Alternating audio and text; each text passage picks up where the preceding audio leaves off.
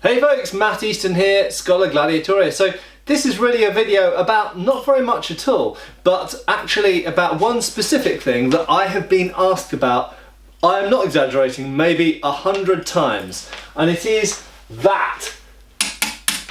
People ask me, why do I have a strut in the corner of my room? Is it because my house is subsiding?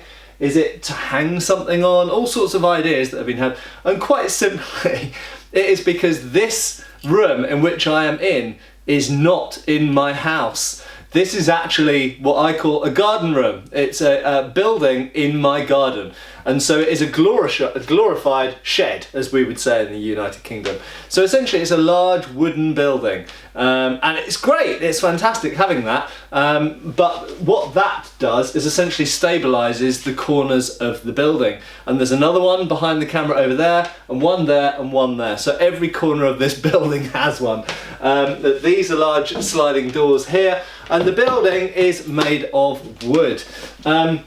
There are some other questions that come up, so I may as well answer them all in one video. That top sword there, people ask what it is. It is the Deltin St. Maurice. The reason why I just have it hanging up there and don't do very much with it is because it handles like a piece of shit. Deltin swords can be hit or miss. They're quite good quality steel. Some of them have welded tangs, some of them have solid tangs, watch out for that. Some of them have better tangs than others. Just look on My Armoury or somewhere like that for a decent review of the particular model you like.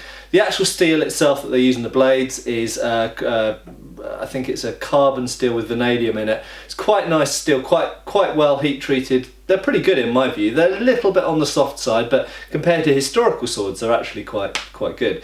Yeah, I have a spare Deltin blade lying around somewhere, which I intend to get hilted up by someone good like Todd or Fabrice Cognac or someone like that at some point, because their blades can be fairly decent. But anyway, that's the Deltin St. Maurice. And is it rusty? Yes, it does have rust on the blade. So formerly it was in storage, and a few things unfortunately in storage got a little bit of damp on them, and that was one of them. So it does have what you see on the blade. It is a little bit of damp damage, and I just haven't got around to cleaning it up because, to be completely honest, I don't really care about the sword. It's just there as a wall decoration. I have to say though, I have sharpened one edge of it and it cuts okay, although it handles like a pig. It is really blade heavy, and it's just not a very nice handling sword at all. So for someone to have a go at chopping some water bottles with, it's fine, but not a very nice sword. You all of course know the wall hammer, which is below there, the famous war hammer. A lot of my earliest videos featured that war hammer, which when it became hung on the wall became known as wall hammer.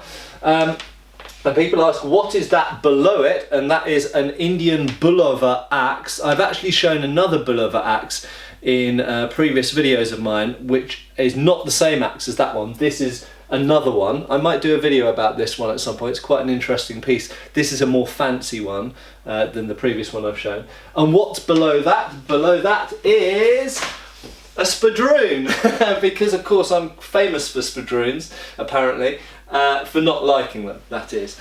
And have my views changed on spadroons? No, there are some good spadroons, but overall I'm not a big fan of spadroons. Funnily enough, they feel quite nice in the hand, but I just wouldn't want to have to fight with one. That is my bassinet, which of course I've featured in a few videos. That's my sallet, which I featured in a few videos. My armour is stored over there, but yes, I need to do more. Absolutely right. If you want to see pictures of me in my armour, just go to our Facebook page. I'll put a link below, and you can see some pictures of some of my armour being used in one of my classes in West London. And that's about it really. I've got some various training weapons over here. An interesting spear there, which I will talk about in an upcoming video if I remember to do it. Some feathers, a gymnasium sabre, and various other things down there. I don't think that you can see what's inside this cabinet in here, but I think it might be surprising. So this will be, to finish off, I'll leave a little quiz. Can you guess what's inside that cabinet? And I might say, if you guess correctly, then I will show you, and if you don't guess correctly, then I'll leave you to keep guessing, but I might just show you anyway. But anyway, can you guess what's inside that cabinet? Is the HD, if I stand out of the way, is the HD effective enough for you to be able to tell what's inside that cabinet? Let's see. Oh, and the flag. Some people make strange comments about the flag I have behind me. It's a British flag, okay? Does it mean that I'm particularly patriotic or nationalistic? No, not really.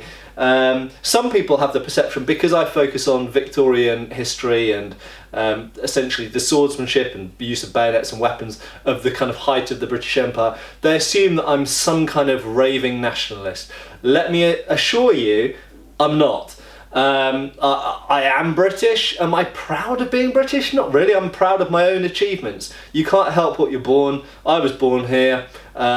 There are some good things about Britain. There are some bad things about Britain. I'm not particularly patriotic, although many people assume that I am.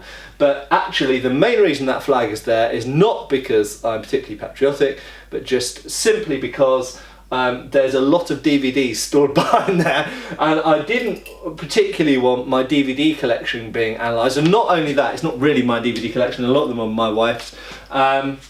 And so I hung something in front of it, and the first thing that came to hand, and I don't even know why I had that flag actually. I think it was I think we bought some flags for Fight Camp, the event that I run once a year.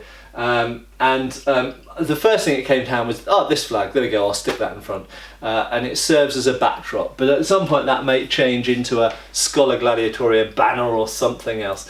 So I'm not a raging nationalist. Oh, and the sword I'm holding, that's pretty interesting as well. I'll talk about that in another video. Cheers, folks. Thank you for watching. Please subscribe, follow us on Facebook. You can buy t-shirts through Spreadshirt, support us on Patreon, or follow us on Pinterest. Thank you.